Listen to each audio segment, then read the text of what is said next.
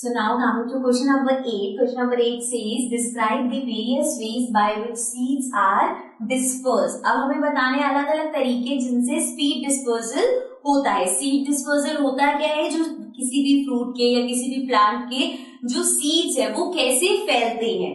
So इसमें सबसे पहले है सीड डिस्पर्सल बाय एनिमल्स. अब एनिमल्स की हेल्प से सीड कैसे फैलते हैं. There are many ways by which birds and animals can disperse seed. बहुत सारे वे है जिससे बर्ड्स और एनिमल्स सीड डिस्पर्स कर सकते हैं. For example they can eat the fruit and excrete the seed away from the plant. अब ऐसा हो सकता है कि कोई फ्रूट है उन्होंने खाया एंड देन उसको एक्सक्रीट कहीं और जाके किया, तो वो किसी और रीजन में जाके अगर वो एक्सक्रीट कर रहे हैं तो वहां पे उनका जो एक्सक्रीशन है, वेस्ट मटेरियल है, उसमें सीड्स होंगे, तो अब वो सीड्स वहां पे ग्रो होंगे. ठीक है, सो इस तरीके से हो सकता है.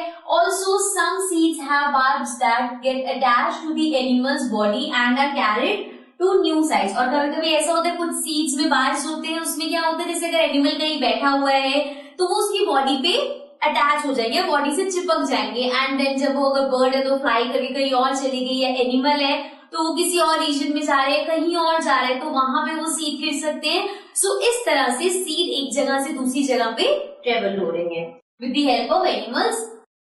देन नेक्स्ट है डिस्पोजल बाय वाटर. अब वाटर की हेल्प से कैसे होता है. Disposal by water takes place in some aquatic plants and in some plants which grow near a water body. तो पहली बात तो वाटर वाले कौन से वाले थे, एक तो एक्वेटिक प्लांट्स में मोस्टली होता है और ऐसे प्लांट्स जो वाटर बॉडी के पास ग्रो करते हैं.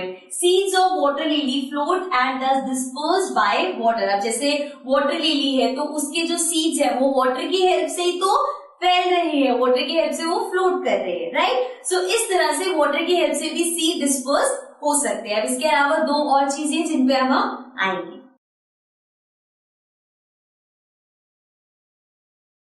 So the next one is dispersal by wind. अब सीड का जो डिस्पर्सल है वो विंड से भी होता है. Seeds of some plant are lightweight and some hair-like or wing-like structure are present on them. तो कुछ ऐसे सीड्स होते हैं जो बहुत ही ज्यादा लाइट वेट होते हैं, उनके ऊपर फेदर सा या कुछ विंग सा बना होता है जिससे वो हवा के साथ फ्लोट कर सके.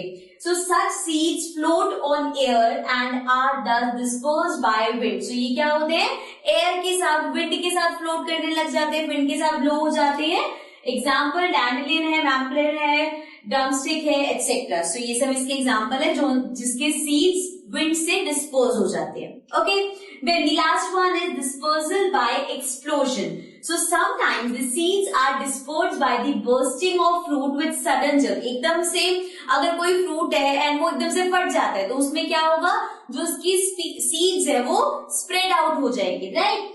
So the seeds get scattered or distributed far from the parent plant. Example castor and balsam. So इसमें क्या होता है, जैसे वो अगर फ्रूट कोई फट गया या कोई एक्सप्लोजन होता है जर्क्स की वजह से, तो वो क्या होगा कि उसका जो पेरेंट प्लांट है उससे दूर जाके वो गिर सकते हैं, राइट. देन वो ग्रो वहां पे होंगे, तो वो अपने पेरेंट प्लांट से दूर जाके ग्रो हो रहे हैं. Okay, so in this way we have seen कि इस 4 तरीकों से सीड डिस्पोज हो सकते हैं. Okay, now we will move to the next question.